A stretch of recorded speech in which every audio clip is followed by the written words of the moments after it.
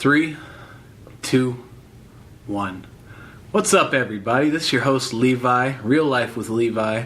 Got a very special guest today. His name is DZ. He is from Minneapolis. Yo, yo, yo. Not going to give his full name for incrimination purposes and whatnot, because this episode is going to be, my first episode where we actually have a guest. Thank you for that. Yeah. And secondly, we're going to talk about real shit. I spent a lot of time in my life having issues and run-ins with drugs and police and whatnot. And Kordell's been there too. Oops. But, hey, first name ain't going to give it all away. But, yeah, I figured I told everyone I would keep it real and give you the real deal on what life is. Like, this was my life. I know a lot of people deal with this shit too, and it's an everyday part. And he's like my best friend. He was the first person I really met and became friends with in Minnesota when I moved here. I knew nobody. And all I knew is I needed to smoke some weed. So he lived in the apartment complex with me over at Rivergate? Rivergate, yeah, right, man. Downtown. Yeah, downtown Minneapolis. And life has never been the same since we've met each other. Well, Levi, it's a pleasure to be here, man. I'm glad you're back from Cali. I'm glad that you're here with this podcast. This is episode 4, I believe. So, you're staying consistent. First guest on it, man. We got a hot topic today. A hot topic for the audience, man. Yeah, and once again, none of this is scripted. Like, all I did when I came here, I flew into from California yesterday morning to go to a Twin Cities film festival. My girlfriend was featuring. She was basically the only female role in a romantic short film called Hearts Want. Look it up; it's amazing. But yeah, so I came into town for that. Wanted to see here. It's filmed. Yeah, it was filmed here in Minnesota. Yeah, cool. Absolutely. Basically, I'm not sure on the full story of it, but this lady whose name is Ruth. She's the producer and writer.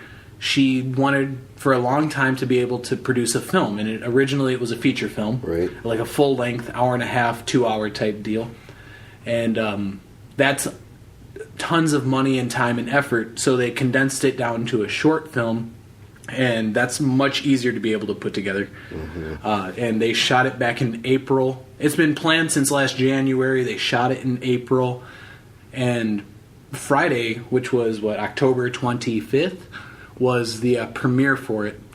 But yeah, it was really good. Kind of weird seeing your girlfriend and beloved make out with someone else, but when your girlfriend's a supermodel, I mean, goddamn, bro, that's shit. Hey, life is what you make it. The only reason that this is a big thing in our lives is the whole reason that came about, the reason me and her are dating, was I was tired of playing it safe, and I had been eyeballing her for a long time. We had worked together at Evine, which is a home shopping network. Okay. And I was like, man, I think this woman's throwing eyes at me. Like, I'm not sure, but I think just because she's so far above me, like, in my eyes, I'm a normal dude. Like, I'm a street urchin. Like, you've been there. I've dealt drugs, been to jail, drink liquor, smoke cigarettes, like, all that.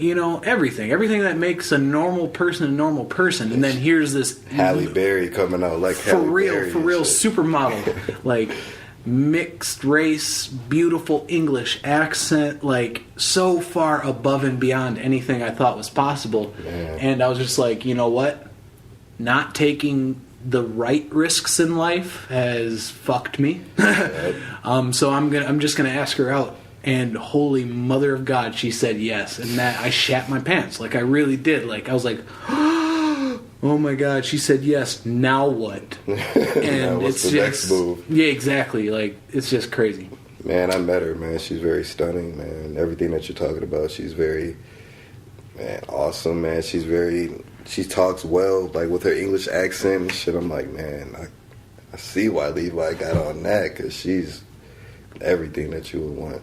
Yeah, man. She is. She's fully supportive, and she totally wants me to get this podcast off the ground just because I believe in it. She believes in it, and I believe it serves a bigger purpose than just entertaining myself. Yeah, no. Like what we're doing right now, like, it's for the people. It's for the people. Yeah, someone's going to listen to this who can relate to this, right? Because they've been there too. Like, that's just a fact. And even people who don't relate to it, I've had people come back and tell me now, like on Instagram, people like message me instead of just liking my shit. People message me and were like, wow, I really enjoyed your podcast. It's extremely personal stuff. Like, not a lot of people talk about this stuff because they're afraid. They're afraid of, like, making themselves seem vulnerable. Well, guess what, everyone? We are all vulnerable. Like, at the moment where you think you're not vulnerable is when you're vulnerable the most. Yeah, absolutely. You know, it's absolutely wild shit. So, you know, I promised everybody that I would talk about, you know, drugs and the drug game and, you know, growing up and living in the hood. Like, I'm just a white boy, but I've been there. I lived on the north side of Minneapolis. Right. That's the runoff of the worst parts of Chicago. Right. Like, anybody who's anybody up there will vouch for that. Exactly. Absolutely. Motherfuckers from Chicago is coming to Minneapolis to seek homage and set up shop.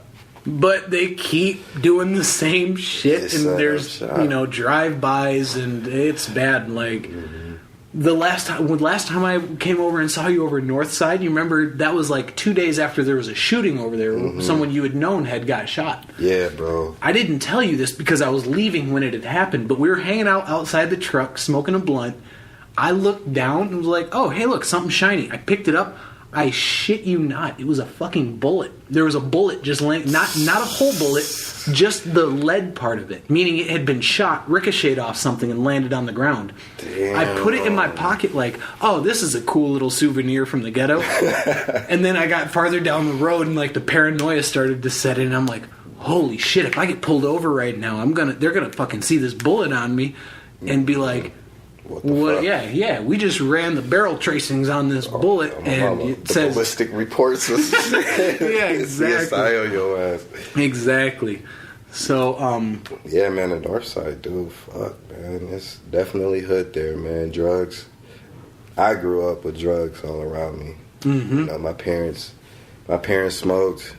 I bounced between my mom and my dad, so my mom and dad smoked. So, I mean, I always smell weed.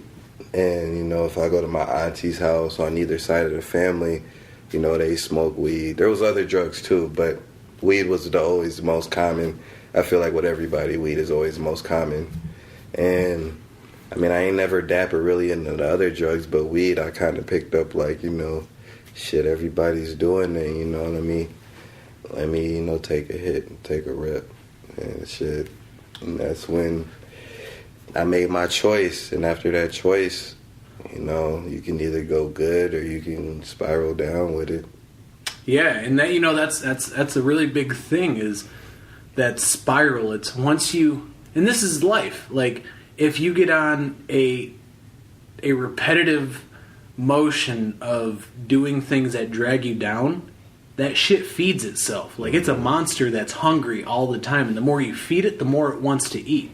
Like, and it doesn't always have to be like necessarily bad, I guess. Like, I was a drug dealer. You were there when I lived on the north side. I was a banger. Like, I straight up slang tons of weed.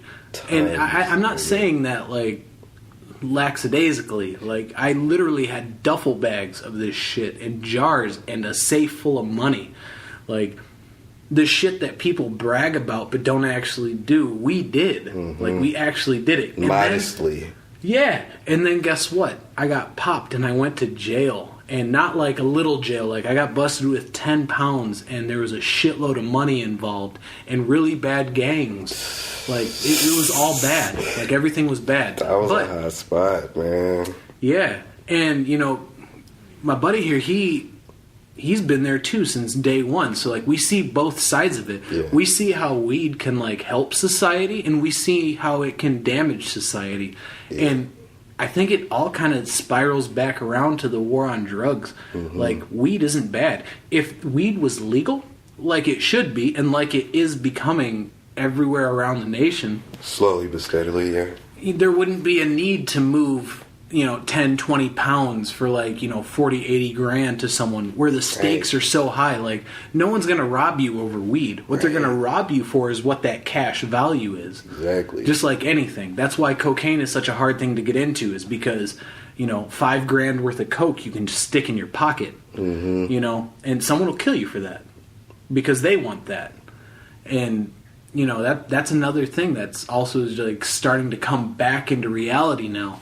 For a hot minute there, like the late 2000s, like 2008, 9, and 10, coke really wasn't on the scene in the Midwest. Like, it was there, don't get me wrong, but compared to like the mid 2000s, where it was, 35, 40 a gram, something happened. I don't know what. I got to go back and read the news articles, but all of a sudden it jumped up to $100 a gram, which is meth prices. Skyrocketed, bro. Yeah, and that all of a sudden like bumps that danger level all the way up.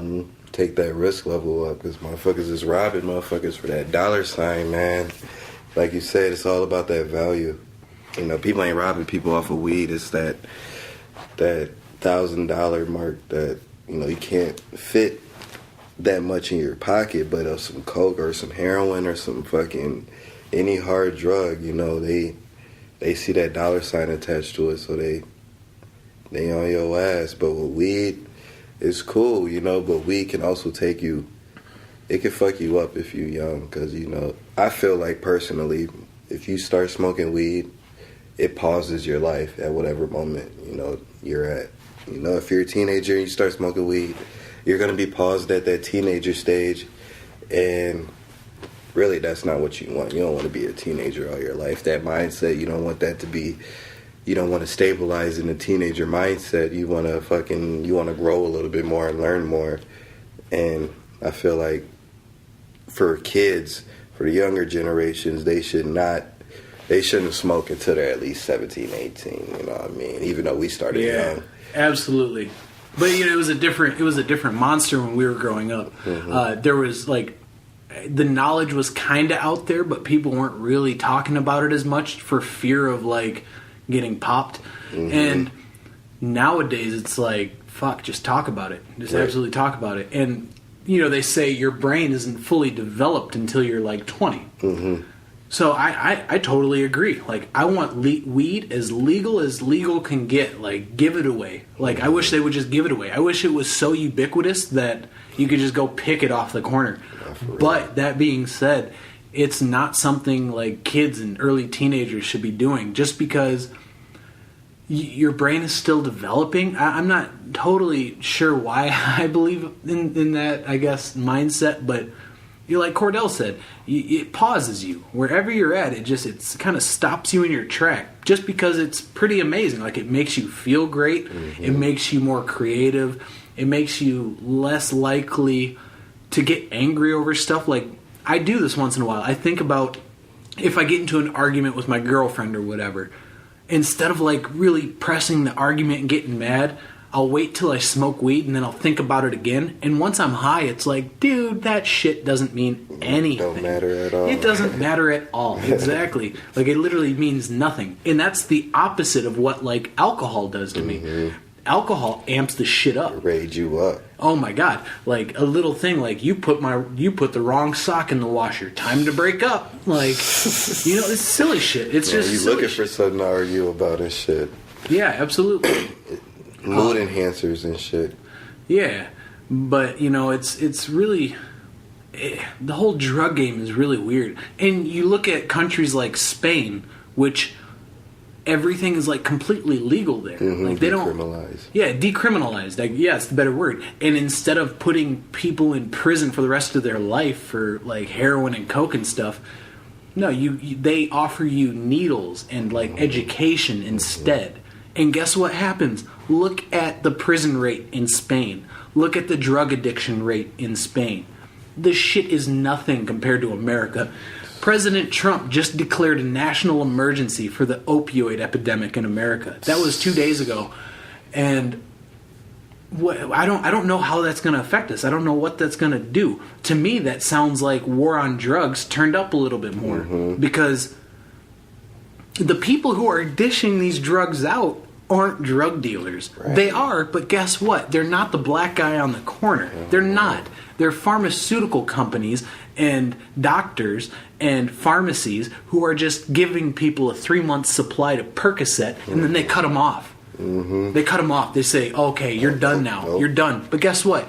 You take 3 months worth of Percocet and see exactly what you feel like when it's taken away from you. Withdrawals like a motherfucker. You're gonna go down on that corner and find the dude selling heroin. So you take out that first step, and the second step doesn't even exist. You know. And also, I mean, fucking these drugs, medical game, man.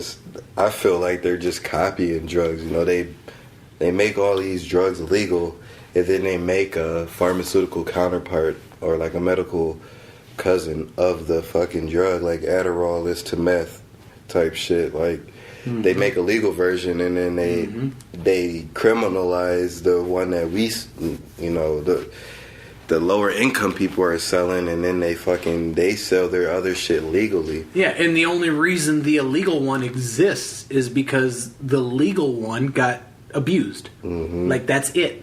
Point blank, period. Like, people want to get high, absolutely. But if it's everywhere, they want to get high when it's convenient for them, not because they need it. Right. You know, that's a huge difference.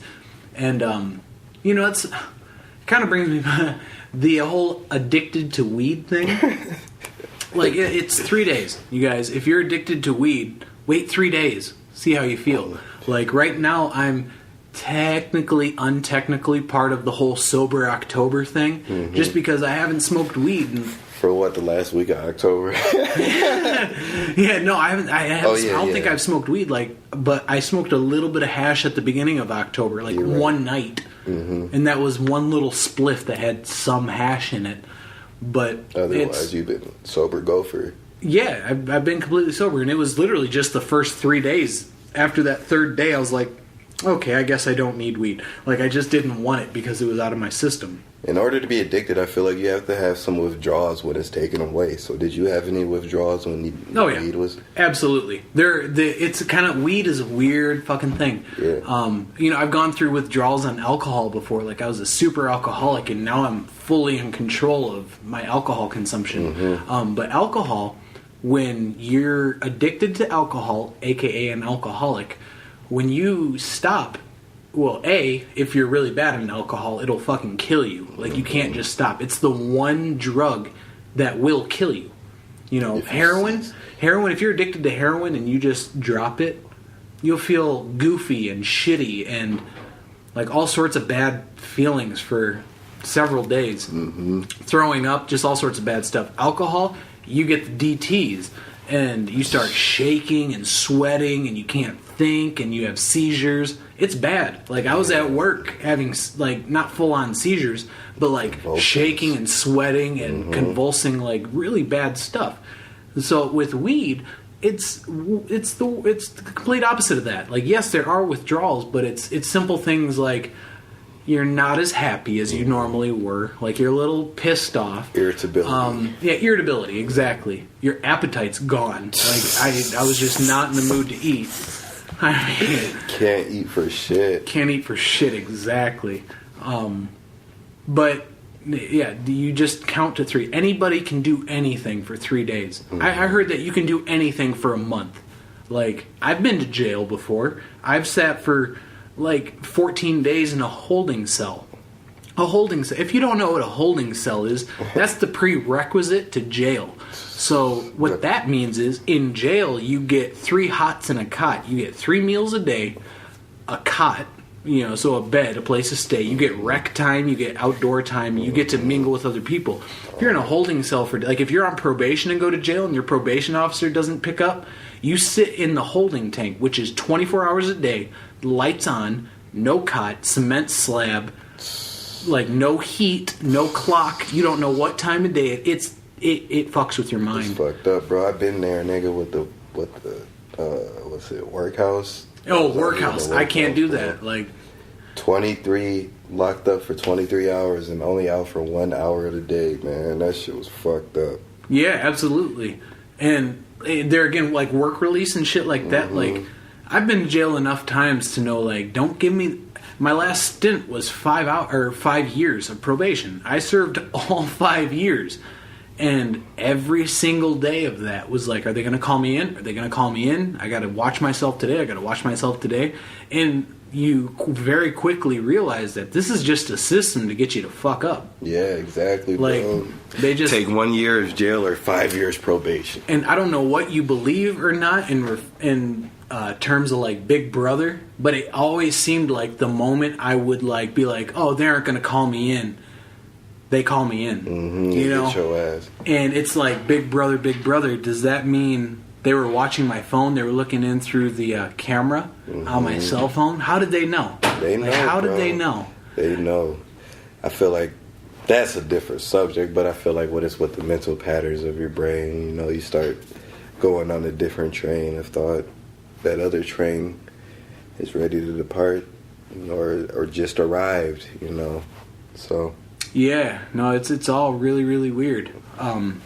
But it kind of all rounds back to the point of there's a system in place that's been in place for many years. You know, this whole war on drugs thing. Oh, yeah. They figured this shit out a long time ago. How are we going to hit these people, and how are we going to be able to continue to hit these people? Because they don't want to hit you once and make you learn your lesson. That's not the game at all. Oh, no, like, no, they want to get you in the system. That way you can continue to fuel their machine.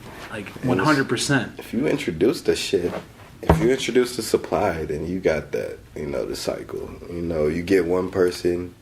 But if you're behind the scenes and you got the product and you're able to deliver it to the streets, the first person you deliver it to, yeah, they get caught, yeah, boom, and then you just deliver it to the next person, deliver it to the next person, and go to the next one. And that's exactly the system. We see a profit.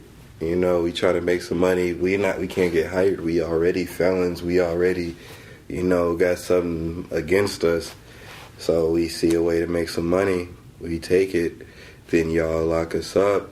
And it's like, fuck, damn, we try to make some ends meet and shit. We can't even do that. Yeah, and this is like a big thing that I talked about before is like, I'm a white dude. Like, I can never relate to what he goes through on a daily basis. Like, I can never relate to that.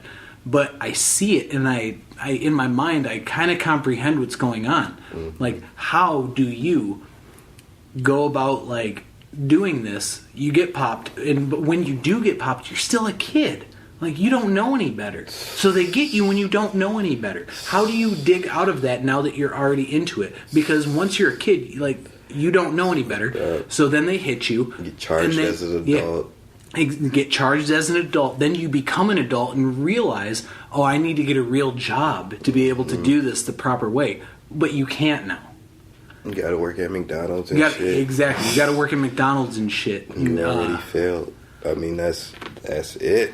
You already out of the game. You got your record. You can't hire felons. You're only subject to certain, criteria of jobs. Yeah. And honestly, it's two parts. It's our fault too, but then it's a deception. You know what I mean? Like, there's plenty of shit against us. There's hip hop, there's drugs, and then there's hip hop that supports the drugs. You know what I mean? And there's, our peer or the environment that we grow in, like the neighborhood and shit. But it's really like, people like yourself acknowledging, like white people acknowledging that there is, a system against people, and acknowledging that, you necessarily can't relate, to most black people's struggles, and not, saying that it's not there, or not saying that, why don't you just do better, or why don't you just, you know what I mean, whatever. Just acknowledging that there is a problem, is really key. And that's why I fuck with you. I appreciate you, because, there's a lot of, sometimes white people be like, man, why don't they just do right, or why don't they just do this, why don't they just do that? And there's layers to the deception. This shit is like an onion. It really don't, bro. And at the core of that onion is someone who's in a position of power who was racist. Mm-hmm. That's the fact of the matter. They didn't. Exactly. They didn't want black people to be in control. Mm-hmm. Like, if you look up watch. I can't remember the name of the movie off the top of my head, but basically, this movie was one of the first movies on marijuana, and they basically discussed how black people would just smoke marijuana and then rape white women. And it's like that was the portrayal. That's what Madness. Reefer Madness. Thank you. Man. Like that's exactly correct. You see, I just got schooled. Like, Reefer Madness, man. That's the media right there for their deception. They're a big part of the deception, big part in the war on drugs, and a big part of misinformation. Reefer Madness shit. Black people wasn't the only motherfucker smoking weed. No, absolutely not. You can, if you read like biblical texts and whatnot, and you actually do some research onto what you're reading. First off, you're going to realize that 90% of what you're reading is bullshit. Second, you're going to realize that these people were doing drugs too. Yep. And one of the crazy things is that like they did this for money. Mm-hmm. They didn't do it because like they thought some of the founding fathers, for example, blah blah blah. Yeah, they thought they were a superior being and they could control people. Mm-hmm. And they did that by taking control of the drug game. Really, like look what white people did. They made all the all the easy to acquire drugs illegal. They came up with rights towards the illegal ones. Mm-hmm. And they suddenly became in control of them. So what's the first thing any now poor community is going to do? They're going to knock it off. Right. They're going to make knockoffs, and they're going to distribute it illegally. And now that just perpetuates the system. Mm-hmm. It makes that cycle keep going and shit. It blows wind to that shit. Yeah, it's all bad, as they say. Hey, man, that's a real big key point to it too, is the fucking add into that cycle. We as each generation is born into this world, there's always something that targets that, or there's always something that relates to that tries to get it to curve its perception.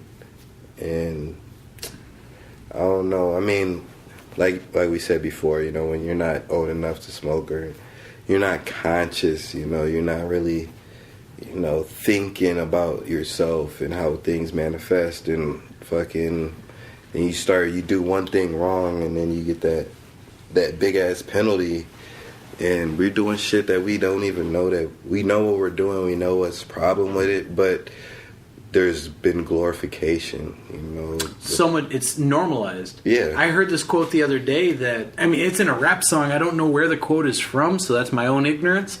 But they said rap music has done more harm to the black community than racism ever has. How do you feel about that? Absolutely. I believe that's true, man. I stand by that, actually, because I see how it continues to get dumbered down, and I just can't even take part in it. I mean, back in the day when I'm 24, so it's fit to be 25, but back in my day, I was listening to Lil Wayne at his peak, and even some of the old heads, they seen it, like, oh, this shit ain't going nowhere, this is kind of going downhill and shit. But now, when I'm older now and shit, and I see shit like, Young Thug and Uzi Vert and all them niggas, I'm like, man, I'm really seeing how I got a friend that's locked up for murder. I won't say that he's a friend. I got a person that I know that's been locked up for murder. He's 17. They tried him as an adult, and we hung out, we smoked and shit, and I just see where his mind came from. We listen to hip hop, we listen to rap music, Chirac. Niggas from Chicago. The ruthless niggas and shit, and they adopt that, and they believe that that's true, and that's all they hear, and they act on that, and then they get those repercussions, and then it's like it's game over for them. They're out of there. And it's really weird too, because I'm a total believer in freedom of expression in art. Absolutely. So how do you, like in the 90s, like with NWA, one of the biggest arguments was these people trying to shut that down and censor them, and I still am totally against that. Do not censor anything. Right. These people are describing their lives. Mm-hmm. But how do you deal with the fact that it glorifies and perpetuates that lifestyle. I mean, it all boils down to the fact that the man who is behind, like if you follow that pyramid all the way up of the hip hop game and the rap game, it's a white man. Hell yeah, bro. You know, it's a white man. He's the one saying yes to it because they got their finger in both ends of the field. Absolutely. The same person who gives the money to promote a rap album about drugs and murder and killing cops is the same person who has investments in prisons. Like, it's the same person. That way, no matter what, they win. Absolutely. You know? And that's really what it is. That's what you got to think about. And like you said, how do I feel about that, man? It's like, as long as an individual is conscious, he'll be able to listen to that type of shit and be able to decipher or be able to take from what he needs or what he wants and leave all the bullshit behind, which is majority of the shit.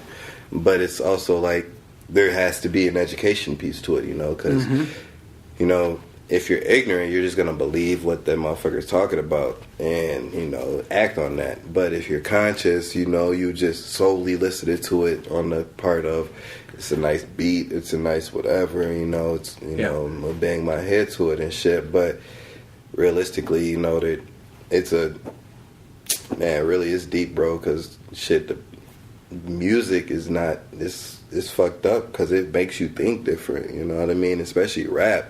The beats are so offset, you can't even rhythm. Your heart can't even catch the rhythm of the beat, and it's an irregular beat. And now they're just putting that music into you, and now your weakness is up. You know, your fucking defenses are down, and now you're just soaking in everything that they're saying.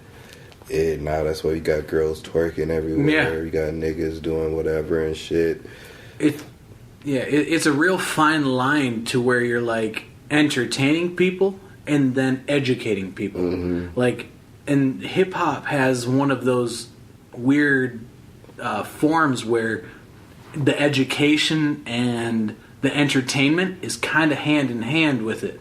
Like, you're entertaining people, but at the same time, you're teaching people shit. Like, oh my God! Like, look at most rappers who just talk about like, oh, I came up selling coke. Like, I started off selling weed, got a gram, then I blew off. Like, that. What does a young black person do to that? Like, seriously. And now white people are also kind of, well, they see that as something to admire. Like, and that's the most fucked up thing, in my opinion, is these little white kids who have like all the opportunity already handed to them by just being born white and blue-eyed, that who just want to be gangster. Look at Tom Hanks' son, Chet Hayes.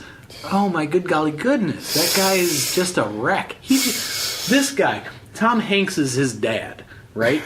So he grows up and listens to hip-hop, of course, just because it sounds great. Like, it's a beautiful form of entertainment. It's wonderful music. Like, but he wants to be a part of it. And he goes off on Howard Stern, the #1 radio host in history. Like, he says, Howard Stern questioned him and basically said, this guy's being a little bit ridiculous, basically. Like, why are you being a goof? Like, stop being a goof. Stop acting gangster. We know who you are.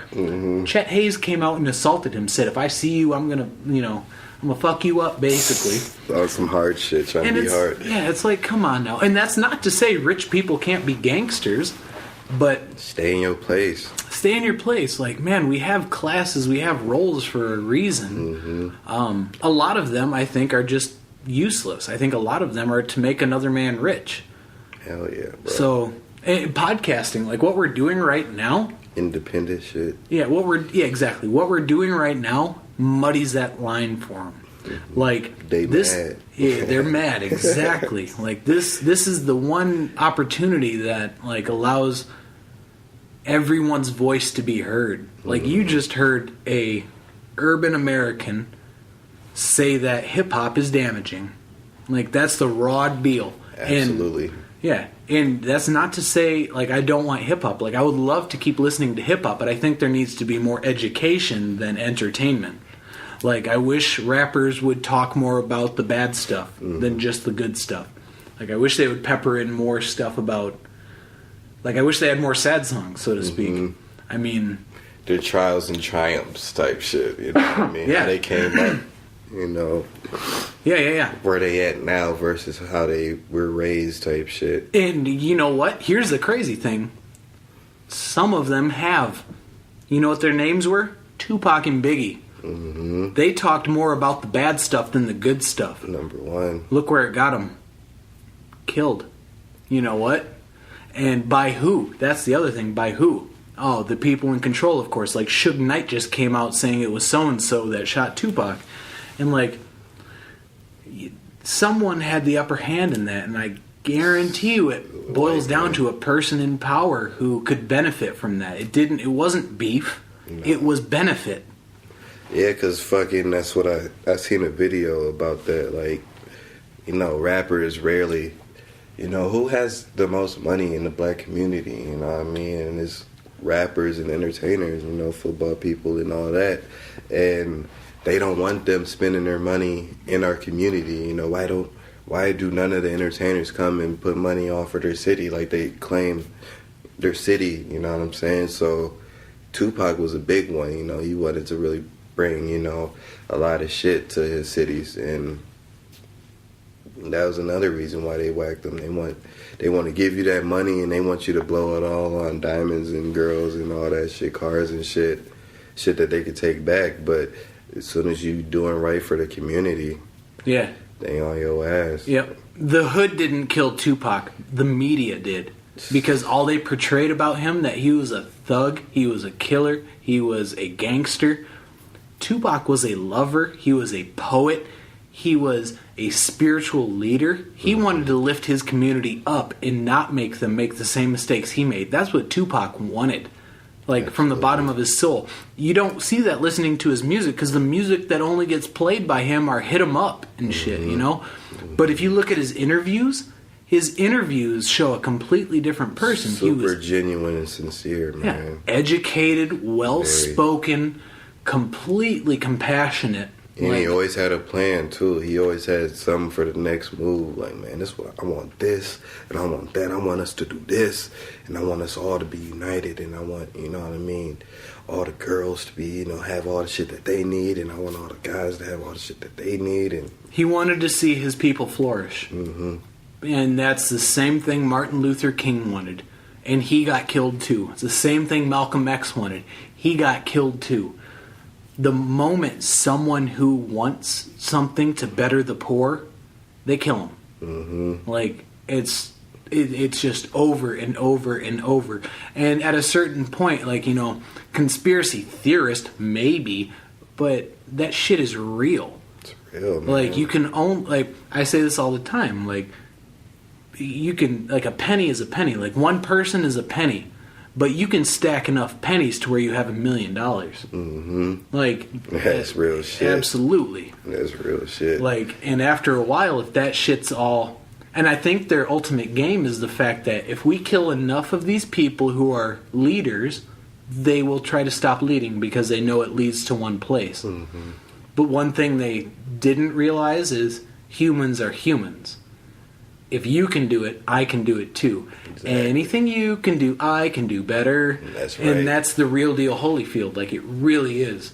And a lot of them people are awakening too. They don't want, you know, certain shit going on too. They got families and shit too, you know, so they don't want, they see the agenda. They might be working blindly, you know, and they see what's really going on, and they, from the inside, they do their little part to fucking relinquish some of the power that, you know, the powers that be have over us and shit, and we need them too, you know, so we speaking to all of them. Well, you know, it's okay, what you just said, this is a weird thing, is that mindset of you can't make money without spending money. Mm-hmm. I think Obama was that.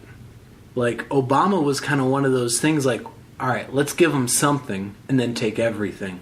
So they gave people Obama, who was hope and this liberating figure of masses. Like, oh, just the most beautiful thing. Mm-hmm. But then he didn't deliver. Like, black people are worse off now than they were before Obama. Like, when Clinton was president, America was great. Civil rights were at their highest. Like, the movement was at its highest. And then George Bush comes in and drags it down. That way you feel like you need some change. And then comes in Obama, who lifts everyone back up. But they're not going to give you anything. That's just the facade. You know, because he said all this, that, and the other thing. We're going to change. We're going to make change and hope. And, like, almost none of that happened. Like, what it did was it lifted your spirit up, but you were still stuck in the ghetto. Yeah. You know? And guess what happened after that? Donald motherfucking Trump. Super downhill. Super downhill. Yeah, absolutely. Ain't no hope now. Yeah. But it was so... Here's the thing, though. I think what Donald Trump did for America was it was so crazily downhill that they didn't they didn't plan for that, and B, what's this next election going to be like? I thought, like, when this first happened, I was like, when Donald Trump got elected, I was like, oh, Hillary's definitely getting elected next time. But third-party sources like WikiLeaks, Julian Assange, and people like that kind of exposed the other side too. So now there's not that other side to run to for solace once he's out. Oh, I think a big change is going to happen. Like, I truly do. I think politics are going to change way differently. Like, I'm not saying we're not going to have a president again, but I think we're going to open the field for more parties than just Republican and Democrat. Yeah, definitely. Like, and we need that 100%. Like, Bernie Sanders was a great choice, but he was just kind of like the hope that was obviously never going to win, and that was planned. I feel like he was the thing. Scapegoat. Yeah, well, yeah, he was the thing to say, like, hope isn't the option. You don't bet on hope because that doesn't work. You bet on someone that's going to probably win. That showed that shit too, because he did not get up in there. Oh, they crushed him. His own team crushed him. That was the hardest thing. Was like Hillary Clinton had, behind doors, like, secretly plotted with his own team to drag him down, mudsling him, and destroy him. And that's why he didn't become the Democratic election over her. And she was, I mean, she's a bad person too. She was not gonna win. No. Hillary was not gonna win, nigga. And I knew that shit from the jump. The moment it was her and Donald Trump, I knew that it wasn't gonna win. At that point, it became a TV show. Man, bro, I was like, man, this shit is just entertainment. Because they just clowning each other, roasting each other on a great debate, or whatever the fuck that shit is. It literally became another entertainment source. And it's like, okay, I've been alive for almost 30 years now. I know what entertainment is. Entertainment, at the end of the episode, at the end of the season, it makes you want to stay there for the next season. And that's exactly what happened with Donald Trump, Hillary Clinton. Was like, if Hillary Clinton had been the elector, yeah, you would have had a woman president, a bad one, but, like, there are literally a billion women who are, people say she's the most qualified. No, she's not. She's a liar. She has more hands in global disaster than any other woman in history. Double agent. Like, a woman should be president of this country, just not her. Yep. Like, absolutely. Well, fuck with Hillary. So what did they do? They chose Donald Trump, which keeps you kind of like, okay, great. What's the next episode gonna be? Fuck that. Like, we need a different show. We need a different show altogether. I'm so sick of it. I'm ready to leave, nigga. I'm ready to get a dual citizenship.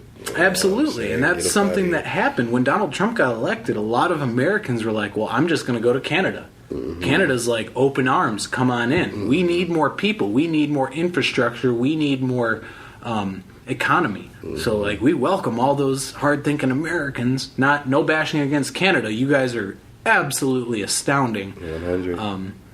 You guys. Oh, okay. I live in LA now, but I've spent the last 8 years in Minnesota, and I've talked to some of the old heads here who were like at the beginning of the good weed game. Like, for a long time, the weed game was all like, just really shitty weed, like Mexican brick weed, where the cartels were in charge of the whole weed game. And then all of a sudden Canada got on their point and started selling Beasters, BC Buds. Like, you can look up the Playboy article on BC Buds.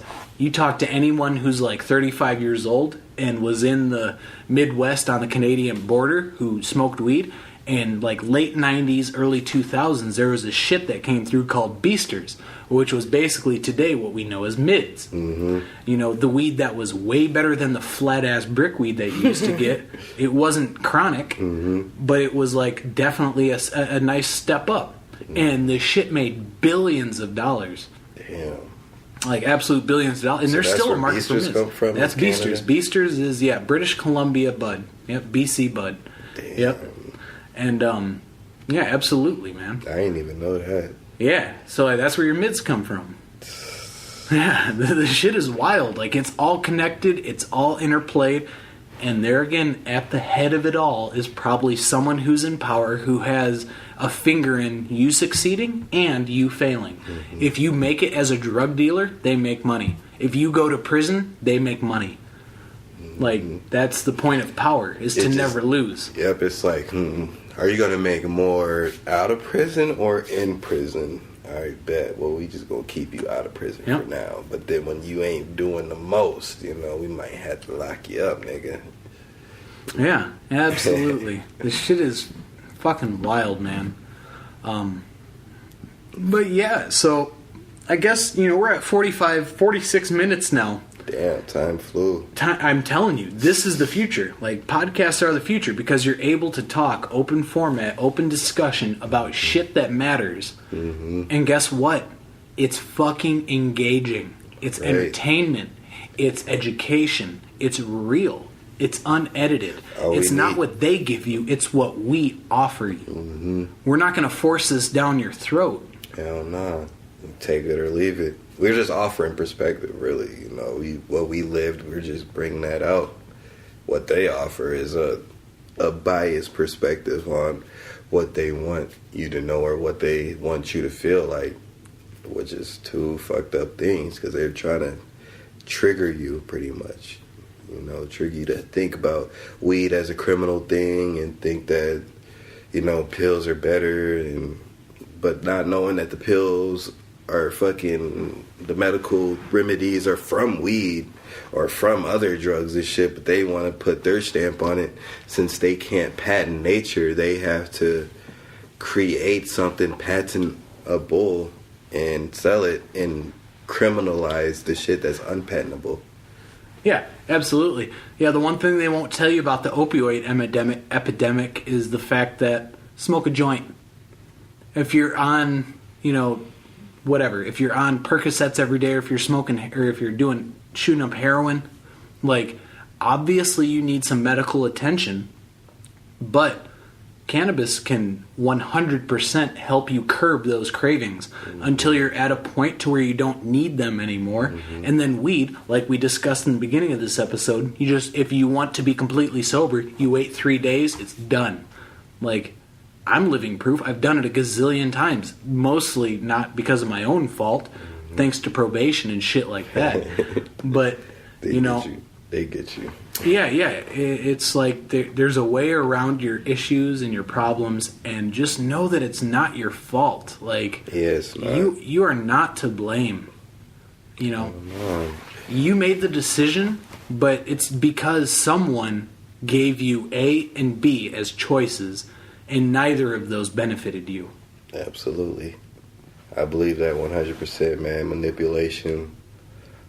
It's what's here, man. Shit, we don't know shit that we haven't been taught. The reason why we don't do things without thinking, and we're not going to do something that we haven't thought about, and we got to think about where we got that thought from, and sometimes it's from places that ain't got no good interest for you, you know, i.e. the government or the educational system. You know, they're coming from a biased point of view, and they want you to think drugs are bad, dare to be different, you know, say no to the joint and all that shit. But from our experiences, joint wasn't nothing bad. I mean, sometimes drugs can be good. You know, you meet good people, you meet your surroundings, you you go that path, you know, and you can either make the best or the worst out of that path that you starting to take. And that's what's important. That's a good key to know too. You know, you always, whatever decision you make, there's always an up and down or positive or negative in that decision, and you just gotta ride that wave the way you gotta ride that shit. You know. Yeah.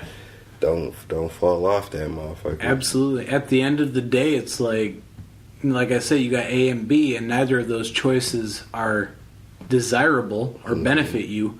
But there is a hidden option C, which is do what you want to do. It might hurt at first, and this is something I talked about in my previous 3 episodes. Is controlled uncomfortability. Life is going to make you uncomfortable.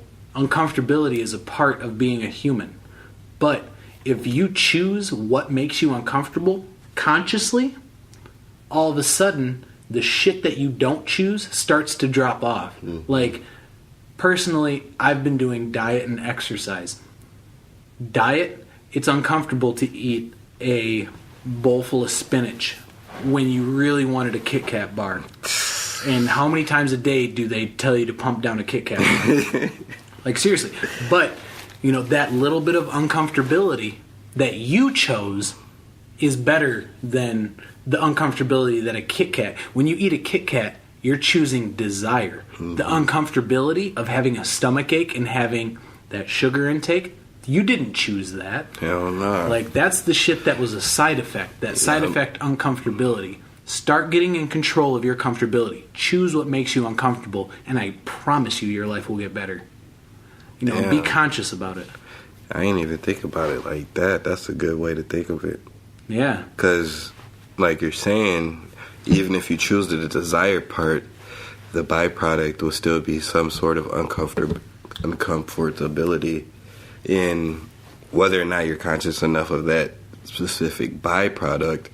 You're still going to get a consequence either or. So you might as well choose the consequence that you're benefiting the most out of versus the one that you're just desiring at that moment. Yeah, and you know what the side effect and consequence of the uncomfortability of eating healthy and exercise is, which are both very uncomfortable things. The consequence is health, longevity, better thinking, open-mindedness, and it conditions you to make better decisions in the future.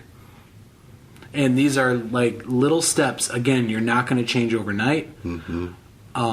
It's making one step at a time. But I think this format that we're doing right now opens that doorway for people. Absolutely. Because this conversation right now, which can be broadcast to anybody with an open internet connection, an unmonitored internet connection, anybody can learn from this.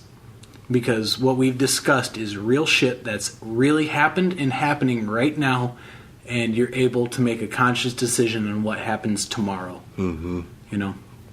That's what it is. You're conscious, your mind. You know, the drugs take a part of your mind, but when you take a hold of your mind, then those drugs don't even matter. You get those drugs from your mind. So harnessing your mind is obviously very important because, I mean, you want more drugs or you want to not do drugs. So either way, you have to harness your mind, the mind power, you know, and that with anything besides drugs, everything starts in the mind. So it's a very, very big thing, remaining conscious and understanding that there's a choice.